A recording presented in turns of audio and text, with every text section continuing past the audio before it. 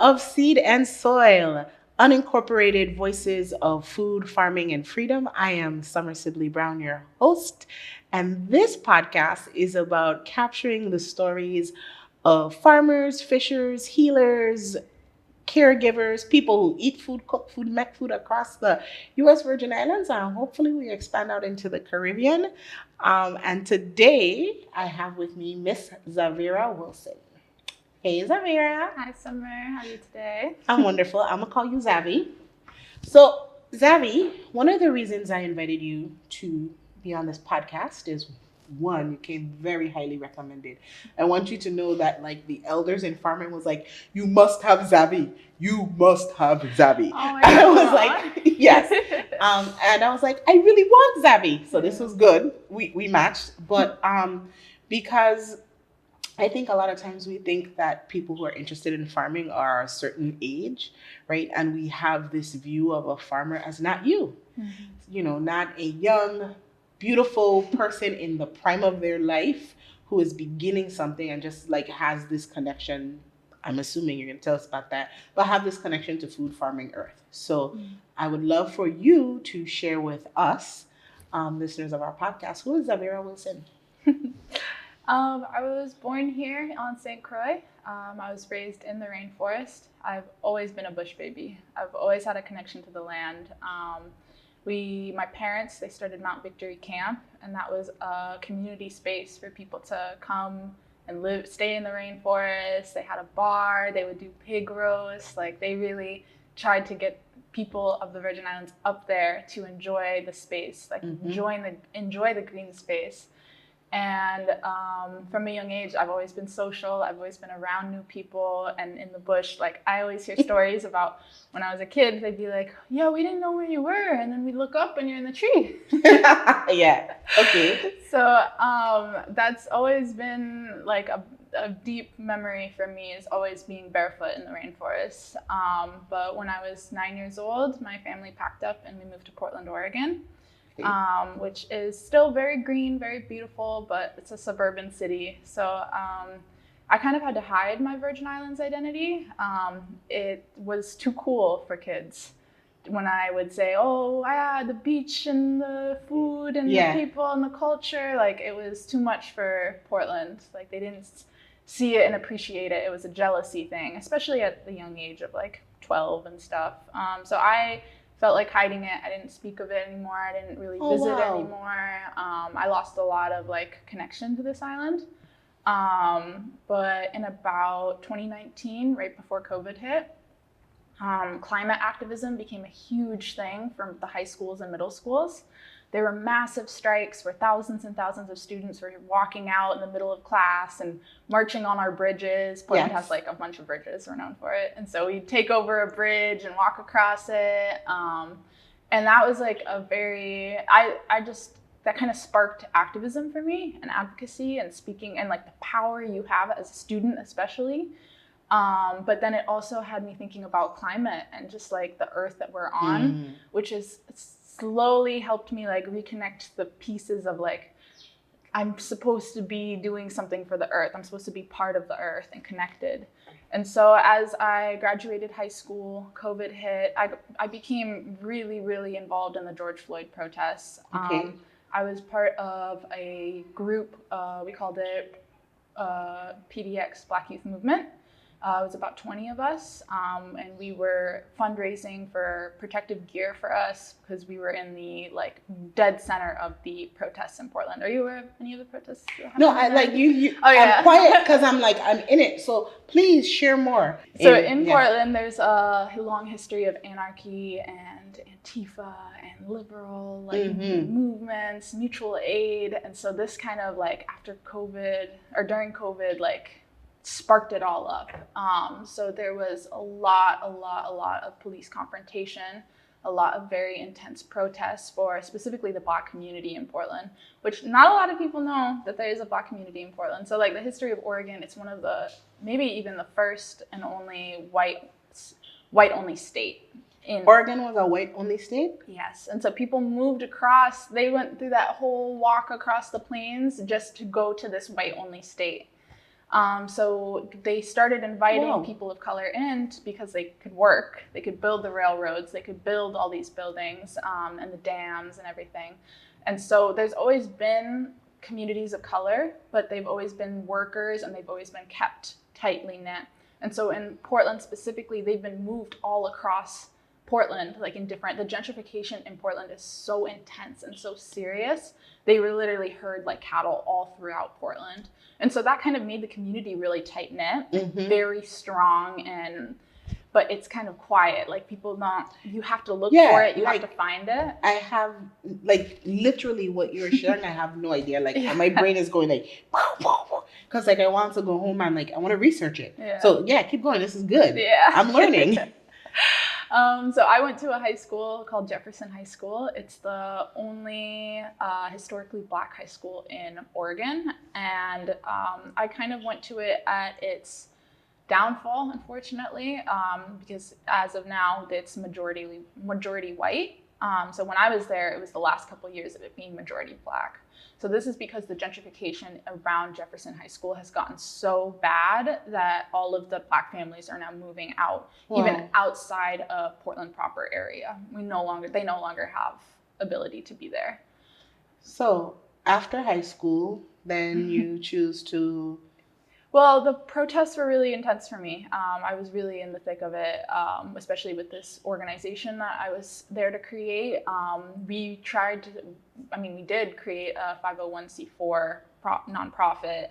How old were you when you guys created this 501c4? I was 18. Okay. Actually, I was under 18 because I couldn't be technically a part of it. I was 17. But you were part of the process. Part of the process. But you made an advocacy. You were a founding member of an advocacy organization, which is what a 501c4 is. Yes. Right? That's a nonprofit and we status. Not C4 because it's kind of stupid now that I look at it older. But like we chose a C4 because we wanted people to donate the money because they wanted the money, not because it's not stupid now that I say it though.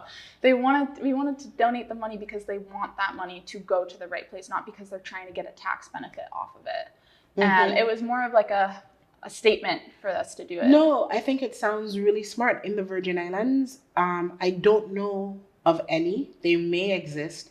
But one of the things that I think about in terms of the work I do as a 501c3 is that we do need a 501c4 arm. We do need a arm of our work that is just for like advocacy and lobbying and like really taking the policy fight on, because as a 501c3 there's limitations, right? We can educate, we can advocate, and there's a small portion of what we can do that is lobbying, but there's a lot of work to change policy that and so I agree. I think it's really smart, and I am like super impressed with the fact that young people, no matter where you are, right? Virgin Islands, Oregon, like took up that charge to see something that they wanted to change in their community, and they organized and formalized. Like exactly that process. Portland taught me that process. As a 17-year-old, I can start a 501c4 and do so much change. We fundraised around $30,000,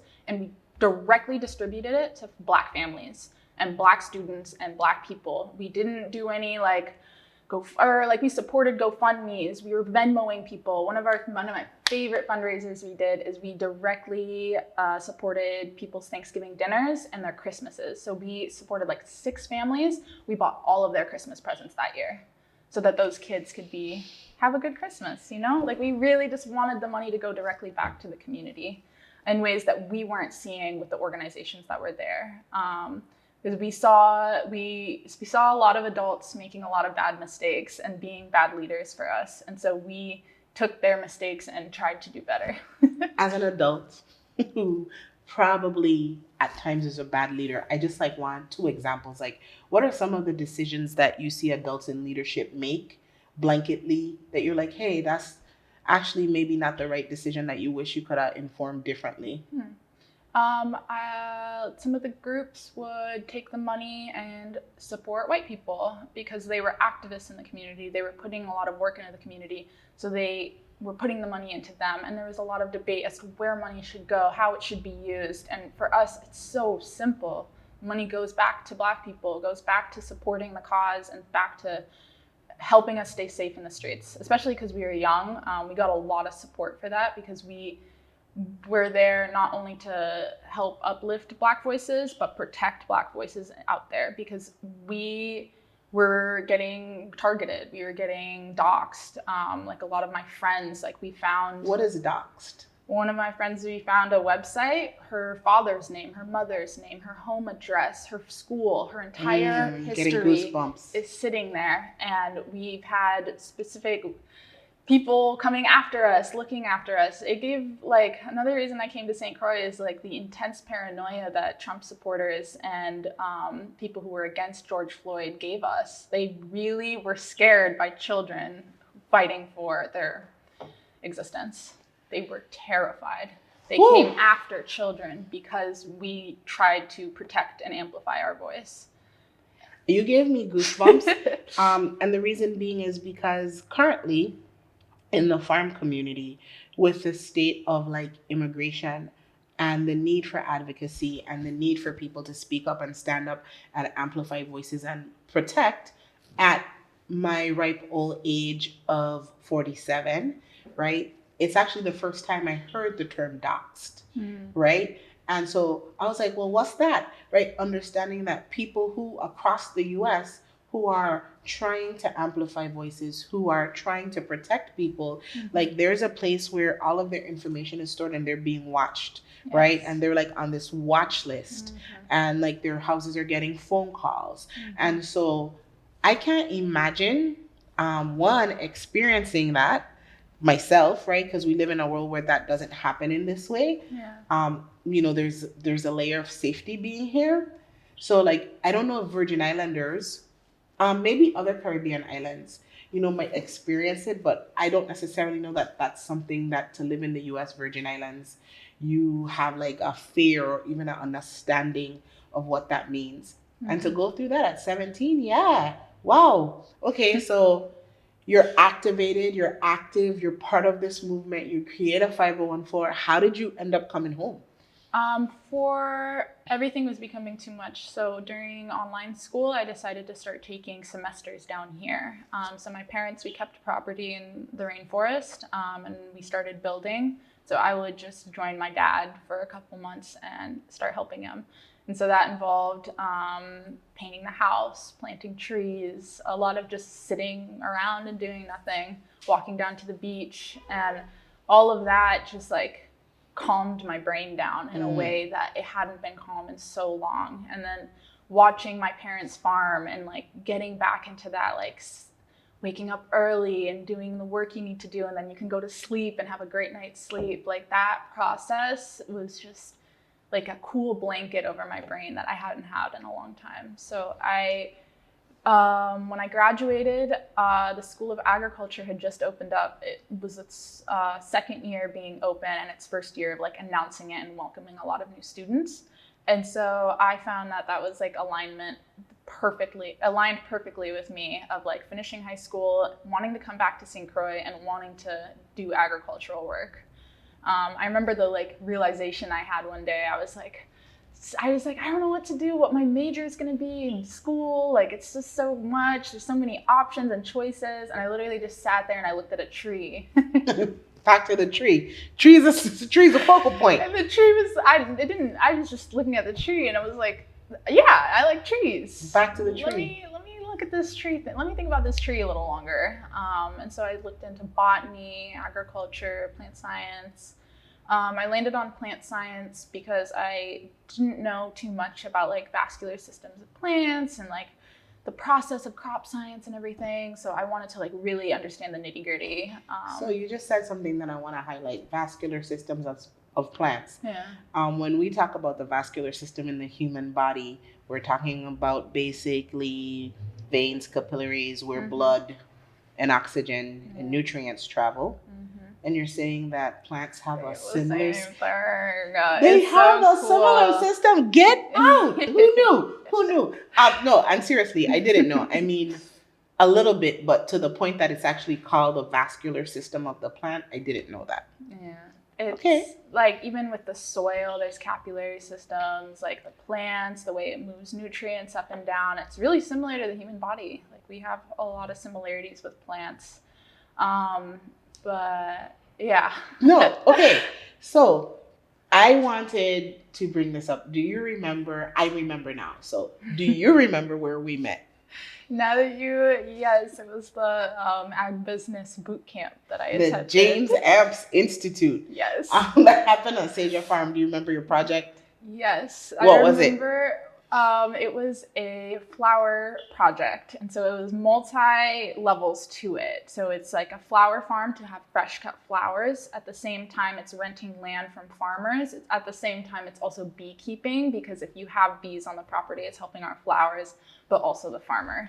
So I remember because so the AMPS Institute, for our listeners, was it a 3-day, 4-day? Yeah, it was like 3 days. It was a 3-day weekend institute Yeah. that took it was like kids ages 14 to maybe 18 or 20. Yeah. Kids ages 14 to 20, and like it was a agricultural intensive where it was a business intensive where they had to build an agricultural business. Mm-hmm. And I was a judge. Yeah. And I remember sitting down and looking at the layers of the flower project, and it stood out because it did have those 3 things.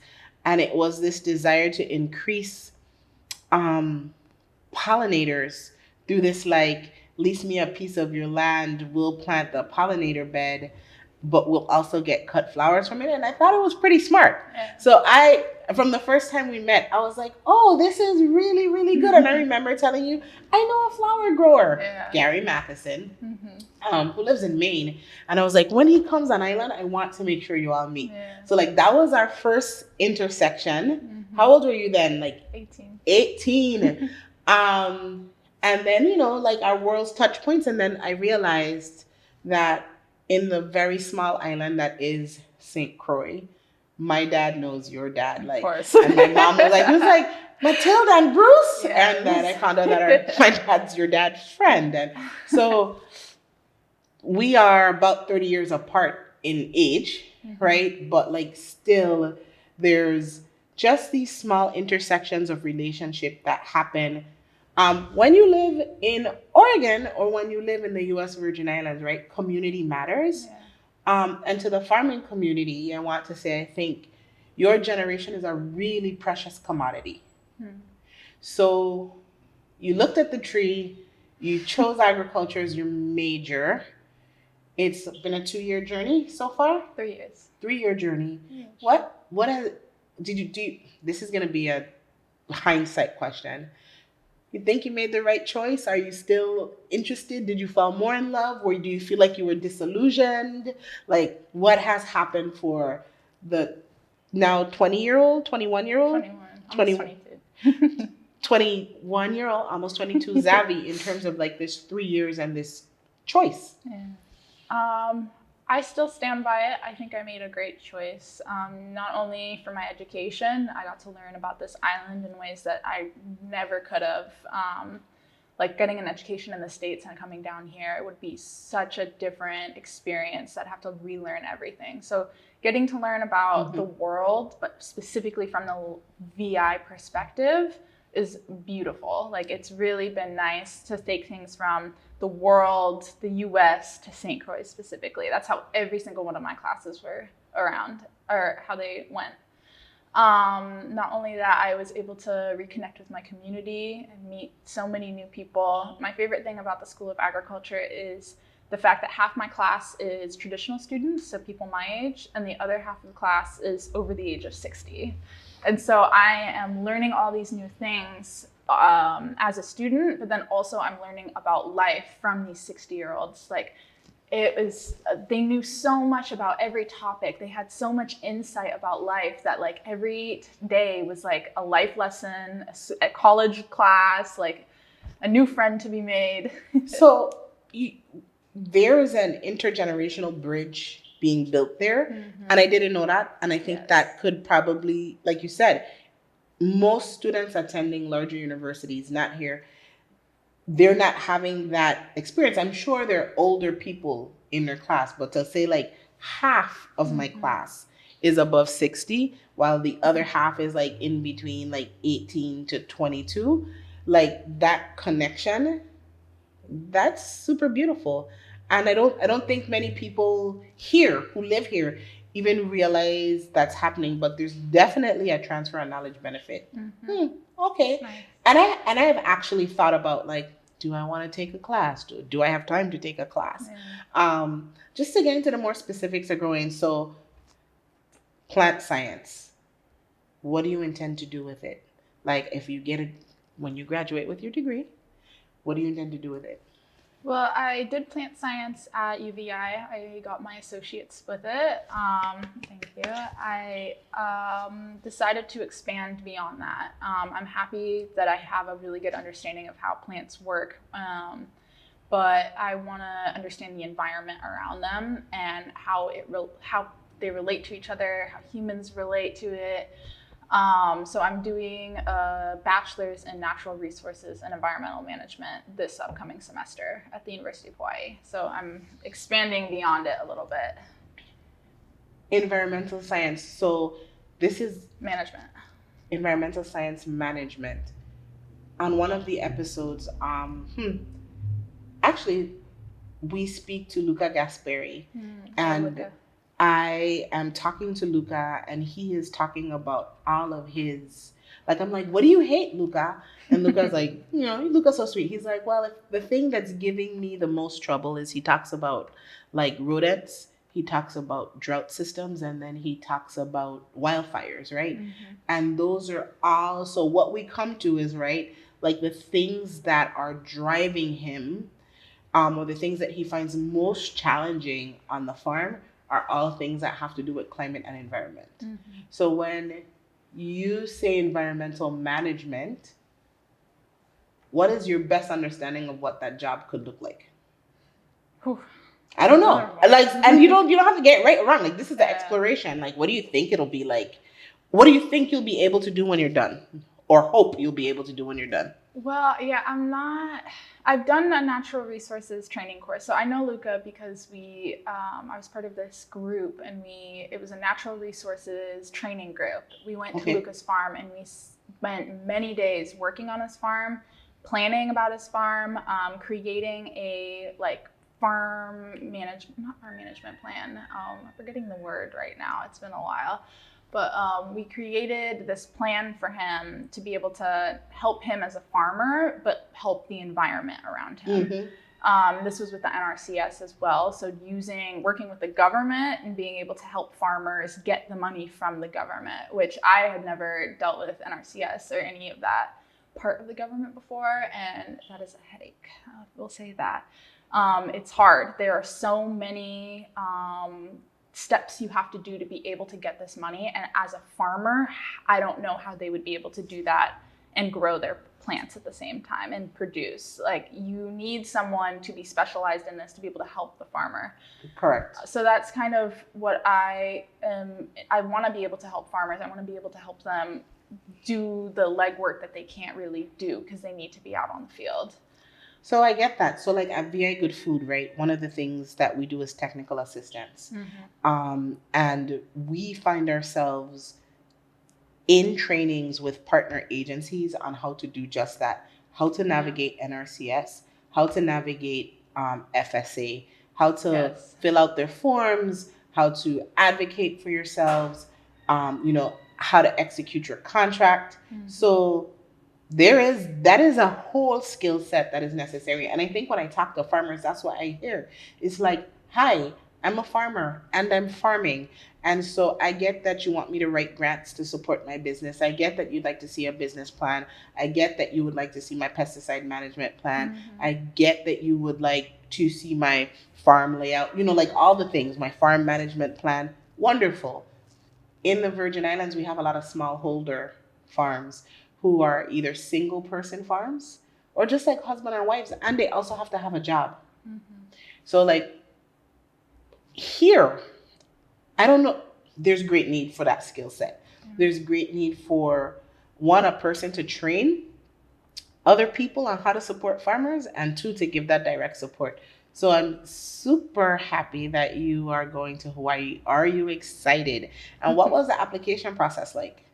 So last year I was lucky enough to do an internship with the Hawaii Ulu Cooperative. So I'm very interested in cooperatives, and really I'm interested in how farmers can get support without the government, how we can support each other as the community can support farmers, how farmers can support farmers. And there's just, I don't see the need to rely, like, we shouldn't be so focused on how do we get the government when we don't have the backbone ourselves to be able to support each other. And so with cooperatives, as a farmer, you are in charge of your business. You are making these decisions, and you have the ability to like help yourselves, help your other farmers, and the community can chip into it. I love cooperatives. If you ask any of my classmates, they're like, So I was "Zavira going to be shut like, up about let's talk cooperatives." about cooperatives, right? So let's talk about cooperatives. From your knowledge, what are like the basic principles of cooperatives? You need a group of farmers who are Mhm. facing the same issue, who are passionate about this issue and want it to be fixed. You need to follow the framework of the cooperatives, making sure that it's really the farmers, the board of directors, and all of them who are, board of directors, sorry, the members who are making these decisions and getting the help that they need. Cooperatives have failed many times on this island, and so that's something. It's been really interesting researching it, talking to different people who have been involved in those cooperatives, hearing why they failed. Learning why a cooperative failed is the best way to make a cooperative so that you can learn from those mistakes. So I myself also did research. So, and I do know that you're right. In our community, there are cooperative efforts that have failed. If you, what do you think? I don't. What do you think? Why do you think it failed? Not following the rules behind a cooperative. To be a cooperative, you have to follow these very specific ways of creating your cooperative.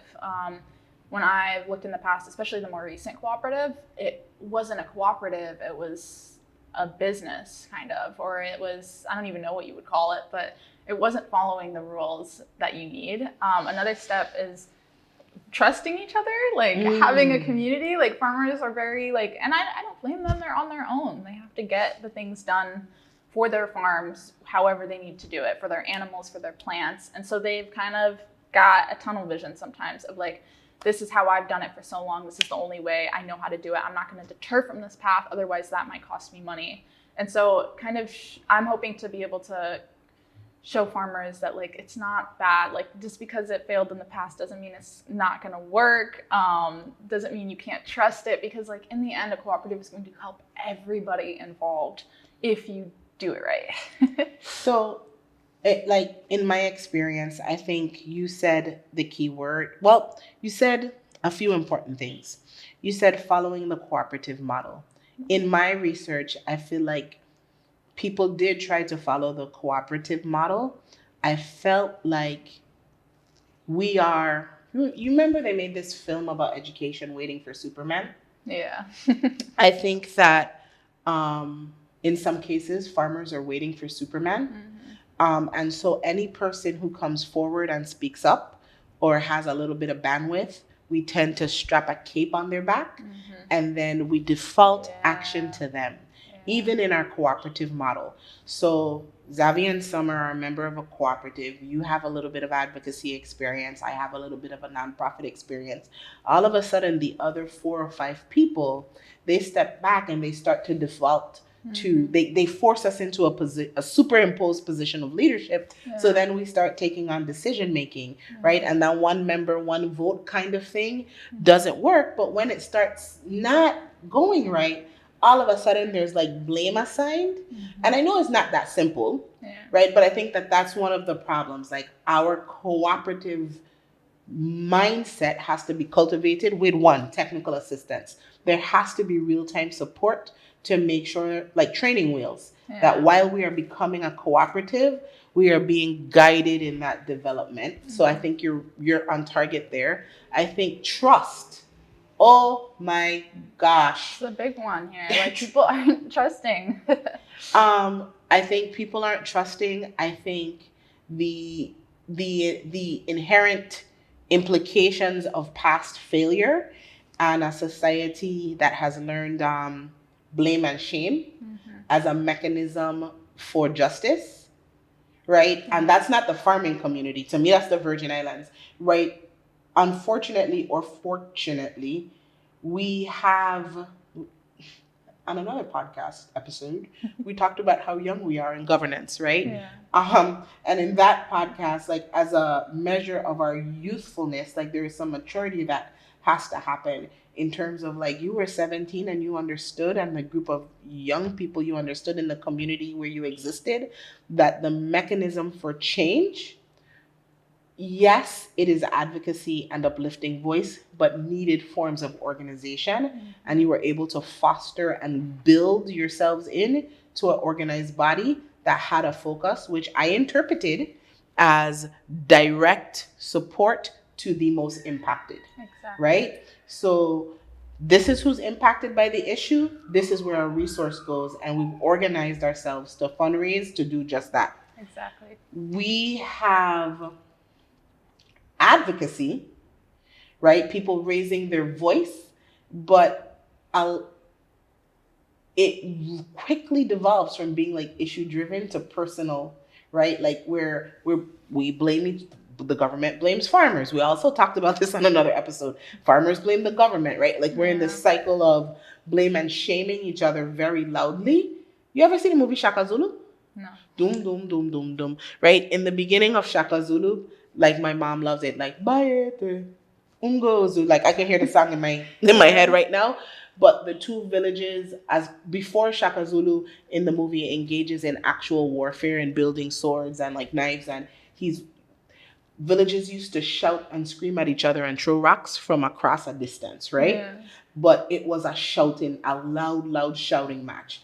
I feel like that's what we're doing. Yeah. It's a loud shouting match where people throwing pebbles, but there's actually very little progress in solutions that you're saying a cooperative could be a part of.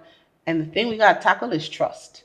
Well, even before a cooperative can happen, like one of the main things I learned in Portland was mutual aid. So like creating Bring it on, Zavi. Is creating these networks where you are getting close to your neighbors, where you can rely on your neighbors. So I think that first we have to do just the first step of like trusting each other before we can go into business with each other. Like it's a big step. Cooperatives are a lot of work and involve a lot of resources and money, but mutual aids don't. They require you to want to see your neighbor thrive. And when I was in Vermont last year, we met. It was so cool. We were in Vermont, in the middle of Vermont doing whatever, and this group from Puerto Rico was also in the middle of Vermont doing this like agroecology workshop.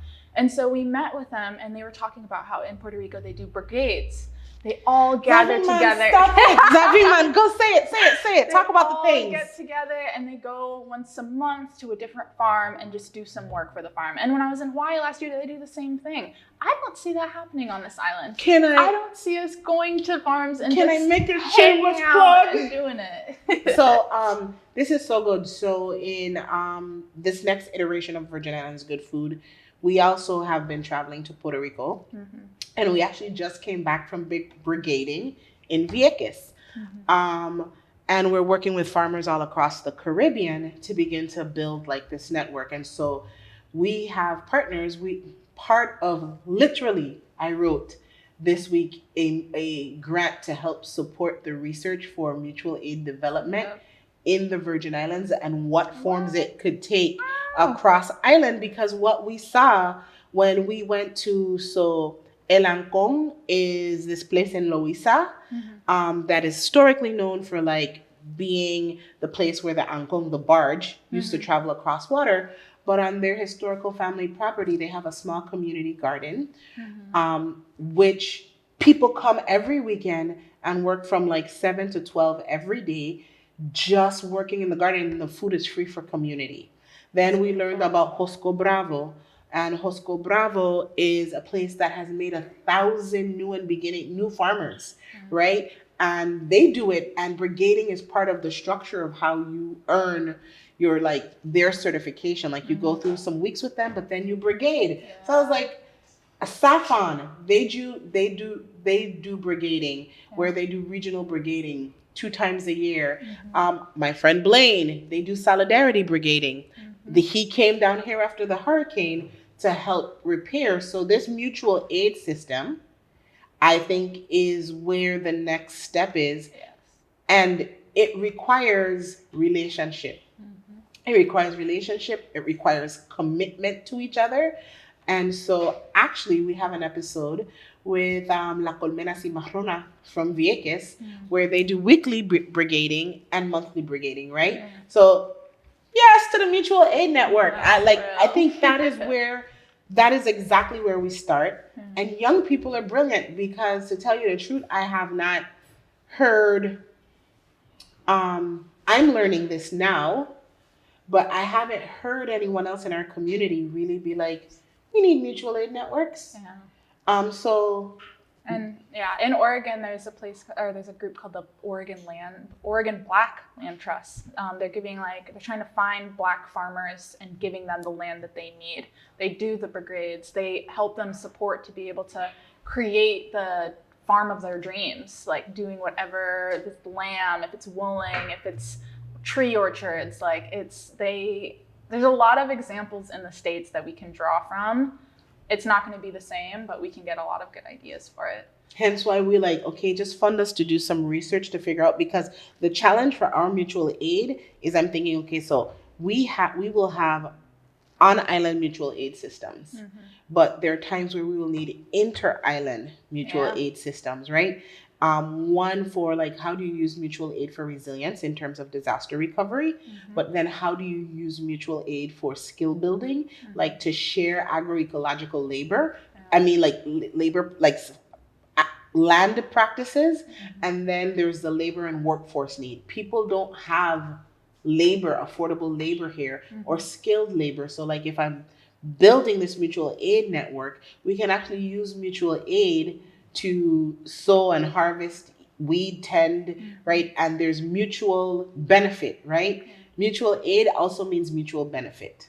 I want to say too, though, we are kind of already doing mutual aid. Talk to me. It's whenever a hurricane passes through us, everybody gets together and is checking on their neighbors, checking on their house, clearing the roads without WAPA, doing, at least, this might be just the rainforest, but we got our chains, we get groups of people, we got our chainsaws, we're going through and doing all of that. That is mutual aid, but we're doing it in a time of need where it's urgent and you have to do it quickly. And I learned in Portland, when you have that sense of urgency, you kind of lose a lot of connection and friendship that you could have done. So if we were to get that same energy that we would have after a hurricane of needing to support each other, but without that sense of oh, we need to do this now, and more calm, we'll be able to kind of start building on that.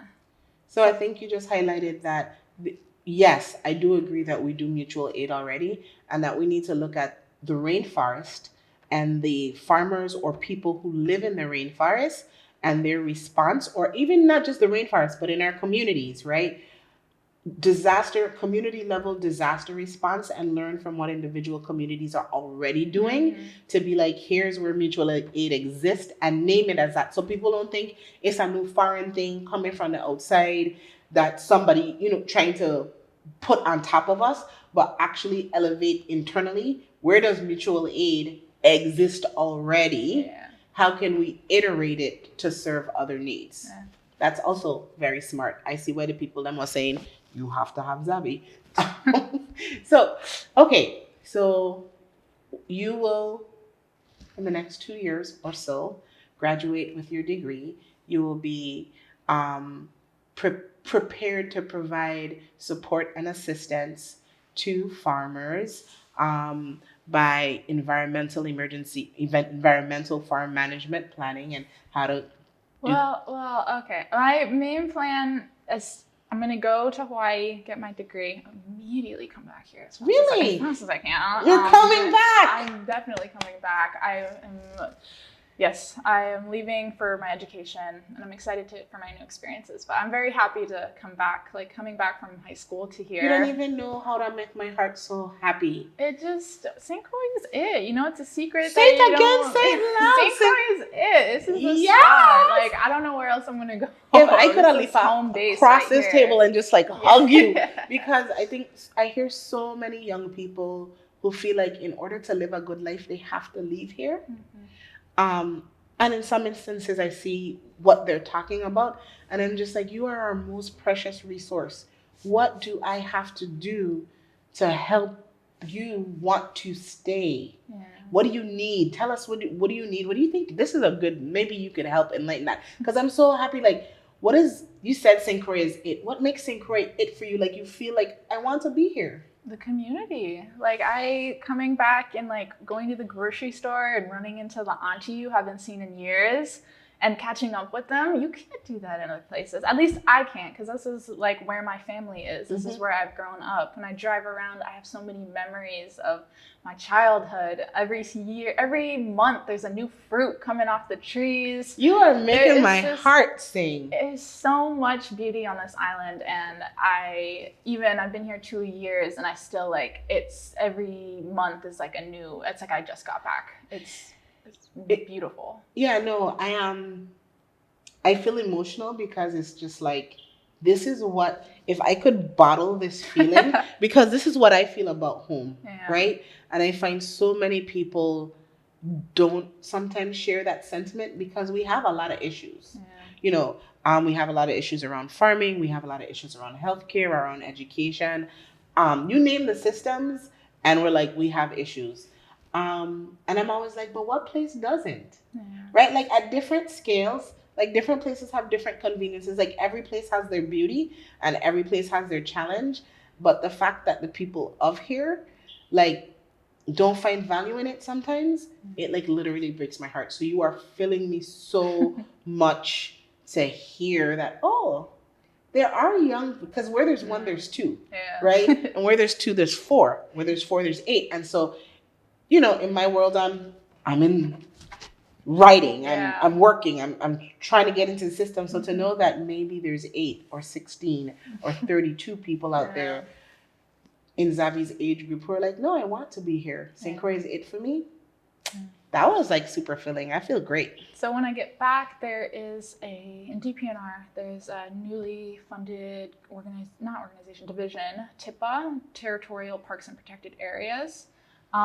They are just now starting to be able to like really start building a park system on this island. And so I'm very interested in that because I just think, especially like getting youth like into the park system. Like I grew up in Oregon doing like park summer camps all the time. So I was in nature all the time, even when I was up there. Like our kids need to be out touching grass every single day if they can. Like that is, I think, the disconnect that is happening, why we are importing so much food, why we are throwing our garbage outside of our car window, because we don't see that beauty in the island anymore. People, I love it. I drive up Creaky Dam every day. My favorite thing is seeing people on Creaky Dam, sitting there, taking it in, going to the pools and washing their hair, like walking up and down with their kids, going and picking all the mangoes off the bush mangoes everywhere. It is beautiful. And I wish I saw it more all over the island, of people really enjoying the nature and the beauty that we have around you. So I think it's possible. And again, it goes back to relationship, right? Like if you don't have a relationship with the environment, then you won't see value in it. I was talking to, her name is Cynthia Burgos from La Marraña in Puerto Rico. And she was the first person who said to me, we were talking about environment. And she was like, humans don't, until we monetize the ecosystem services that are provided to us, I think I'm paraphrasing, right? We won't have value for it, because right now in the capitalist world that we live in, value is associated with cost or dollar, right? So until you can monetize how much air costs, how much, clean water running outside costs, how much grass costs, people aren't going to see the value in it unless we revert to what our ancestors did and just go be in relationship with it, right? I went to this meeting for the Black Heritage Tree Project that's happening soon. It's a very cool project if you don't know what it is. It's beautiful. They're planning on like getting more understanding of like different old trees on this island that have historical and cultural value to it. But we were talking about like how to get youth involved into the project, and someone brought up how if we gave each child one tree to look after, and that was their tree to watch after for the next 20 years of their life, that could like easily just bring a connection to nature right away. This is your tree. Take care of your tree. Watch your tree. Clean the garbage up around your tree. Go sit next to your tree. Like there's a lot of ideas out there that we can do that can just get our kids involved with it. Like get them touching grass. That's a meme out in the world right now. Of like, put your phone down, go touch grass. And I think that really works for our. As we round out our conversation, question: do you consider yourself a farmer because you grew up on a farm? I consider myself a farmer because I grow and sell produce. You grow and sell produce. Yeah. Do you think no matter what you do, farming will be part of your lifestyle? Always. I am currently in my mind trying to figure out how to make a bush tea garden in Hawaii. Do they have lemongrass? Someone let me know. I think we can find that out. I have some friends. And if you could tell another young person or old person, because apparently your class is filled with both, one thing about why they need to consider agriculture, food production, or even environmental work, what's that message? When you plant a seed, take care of the plant, and harvest the fruit, there is no joy, like the feeling that you get from doing that, especially your first time doing it. It's so nice and calming in your brain. You didn't walk to the store and pay money for it. You put it in the dirt next to your house and grew it. Like that, everybody has the ability to do that. We don't need to be relying on the grocery store as much as we do when we can do something in our backyard that brings us way more joy and way more happiness, way more time, more money, but more joy. And I just think people should follow that a little bit more. I think people should follow their joy. I want to thank you for sharing your story. I want to thank you for your courage, because it takes courage to share your voice and protect the voices of others. And I want to tell you how excited I am for who you are becoming and what that will mean to not just the Virgin Islands, but humanity. And you can expect an invitation back. Yeah. Because I gonna want all the tea. I gonna want all the updates. I'm gonna want to know if your bush tea garden survives in Hawaii. And if you are just joining us for the first time, we hope you enjoyed this episode. Please like, subscribe, share. If you know if bush tea could grow in Hawaii, leave it in the comments so Zavi could know. And also, the charge today is try it out. Get a seed. Go outside. Plant it next to your house. Nurture it. Take care of it. Watch it grow. And let us know if it brings you just a little bit more joy than getting it from the grocery store. Thank you so much for watching.